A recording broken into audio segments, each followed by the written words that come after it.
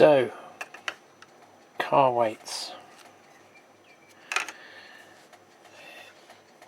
186 grams, and NMRA for the length of this says 201.7. The Australian standard would be 124 or 170 for a freight car, so it's closer, it's actually over for the Australian standard.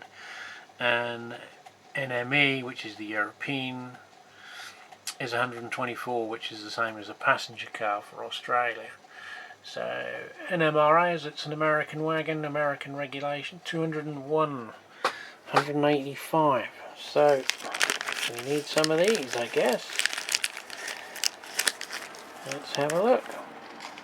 205 is as close as I can get it with 110 gram weight each end.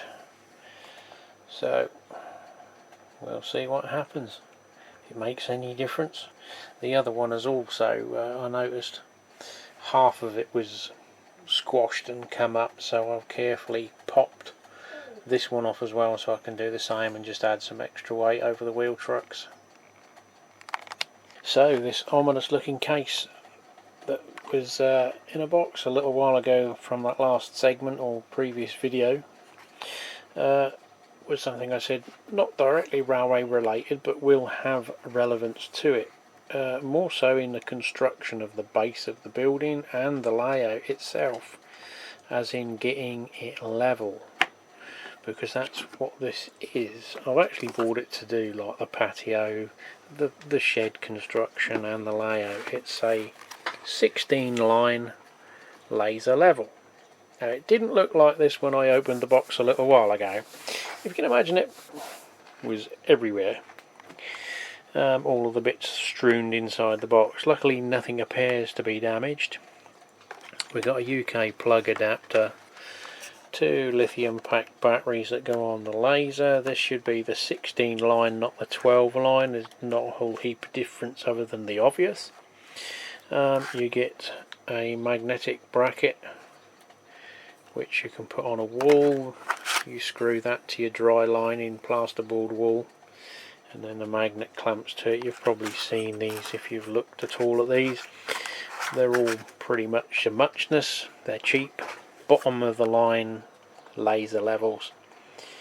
You know, this was under £50 versus several £100 to buy a DeWalt Milwaukee Stanley or something like that. The only thing you don't get with this is a tripod. Now it is constructed with the standard quarter that you get on a camera tripod, so you could utilise a camera tripod, level it up. These are self-leveling as well, but obviously only within a certain degree. Or there's an adapter here for the larger thread that you get on the heavy-duty professional surveyors type tripods, which I do happen to have along with the staff, which was the idea of buying this, because I sort of had the other end of the stuff but not the laser. So that's what this is for. It's for me to do my levels in construction, and also because this one will project a hatch pattern, I can project a line around the room for each level that the railway layout will be built on, and in theory should be able to bracket or line it however I'm going to construct it, not sure yet.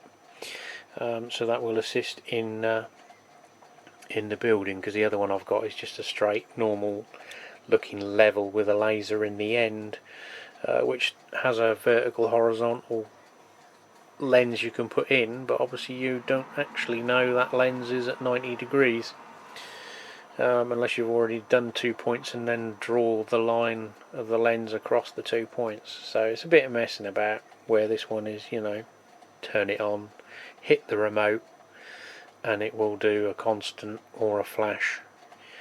So I'm now going to try it in the garage where it's a little bit darker, and if not I might have to charge the batteries up, but just make sure nothing's broken and everything works.